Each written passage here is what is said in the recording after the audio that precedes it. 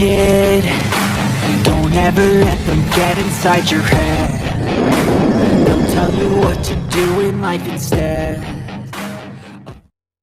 家族みんなをとても大切に思ってるところ。ありがとう、ママ。The Promised Neverland. Berpusat di sekitar sekelompok anak yatim piatu yang tinggal di Gracefield House yang tampaknya indah. Citra mereka tentang kehidupan yang damai terbakar seketika ketika anak tertua mengetahui bahwa rumah mereka sebenarnya adalah peternakan yang membesarkan anak-anak sebagai makanan untuk spesies mengerikan. Dengan sosok ibu mereka sendiri yang berperan sebagai antagonis tambahan, pahlawan kita yang masih anak-anak, dan beberapa ekspresi wajah paling menyeramkan di anime, The Promised Neverland menyampaikan ketakutannya melalui ketegangan yang terus-menerus, dan perasaan yang selalu ada bahwa rencana terbaik pun bisa saja gagal setiap saat.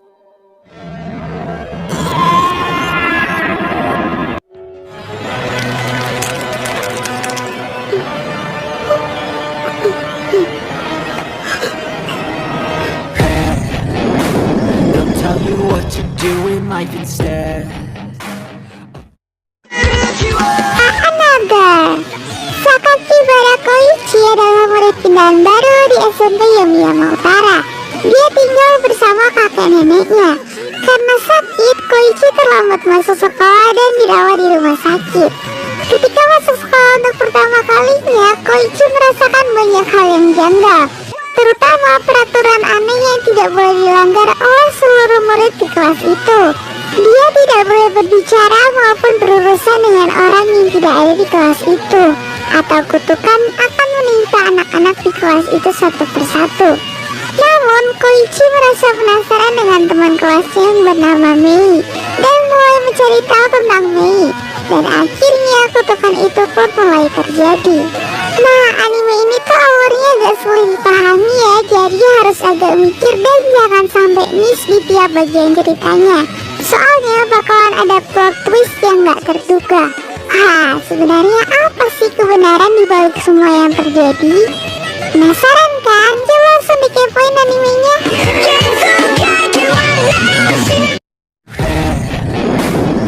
Tell you what to do in life instead. Jigoku Shoujo. Jigoku Shoujo adalah anime horor yang berfokus pada tema balas dendam, ketidakadilan, dan sifat alamiah manusia. Anime ini berkisah tentang situs rahasia bernama The Hotline to Hell yang hanya bisa diakses pada tengah malam hari. Situs tersebut dikunjungi oleh orang-orang yang mempunyai dendam kepada seseorang. Orang tersebut bisa mengirim orang yang mereka tidak suka ke neraka melalui situs tersebut. Anime ini disukai karena banyak menampilkan unsur gore serta kematian yang ditampilkan secara tidak terduga.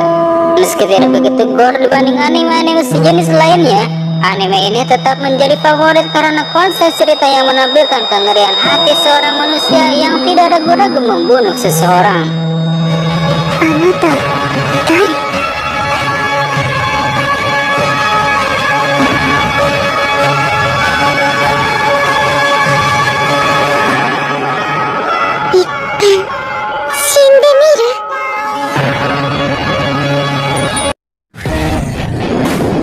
Tell you what to do in life instead.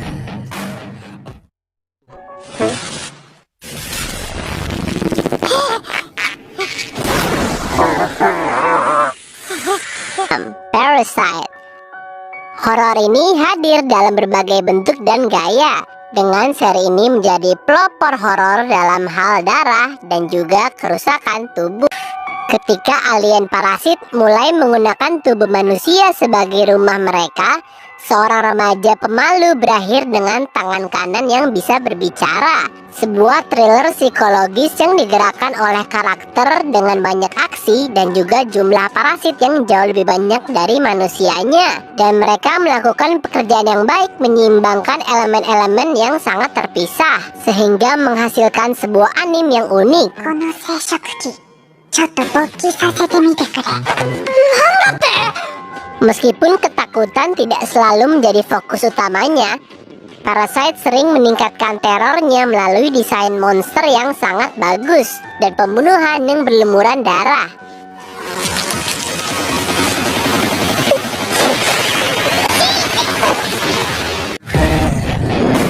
They'll tell you what to do in life instead. Mirai Nikki. Yukiteru Amano adalah seorang pelajar yang pemalu dan suka berimajinasi. Selain tertutup dan suka menyendiri, dia mempunyai kebiasaan untuk menulis diary di telepon genggamnya. Ketika di rumah, dia selalu membayangkan mempunyai teman imajiner bernama Deus Ex Machina, sang pengendali ruang dan waktu. Tanpa disangka, Deus bukan hanya imajinasi. Dia memberikan kekuatan pada Yukiteru, yaitu merubah HP-nya menjadi future diary. Jadi apapun yang ditulisnya akan menjadi kenyataan. Dan ternyata ada 11 orang lainnya yang memiliki diary yang sama namun kekuatannya berbeda-beda. Lalu mereka berdua dipaksa oleh Deus untuk mengikuti survival game. Tugas mereka adalah mengeliminasi peserta yang lainnya dan yang menang akan menjadi pengganti si Deus. Dan apabila gak ada yang menang, maka akan terjadi apokalips. They'll tell you what to do in life instead. Yamishibai. Yamishibai adalah anime yang masuk ke dalam Kamishibai, yaitu penceritaan dalam format ala teater jalanan yang populer di Jepang pada masa usai Perang Dunia Kedua. Kisah Kamishibai diceritakan oleh seorang narator lewat boneka kertas yang ditempatkan di panggung mini. Ceritanya sendiri dinarasikan dengan mengubah-ubah gambarnya. Sayangnya sampai saat ini pamor Kamishibai ini semakin redup seiring berkembangnya teknologi seperti radio dan televisi. Untungnya pengaruh Kamishibai yang begitu besar mampu menginspirasi anime Yamishibai ini untuk kembali menghidupkan tradisi teater kertas. Yamishibai sendiri hanya berdurasi 4 menit setiap episodenya.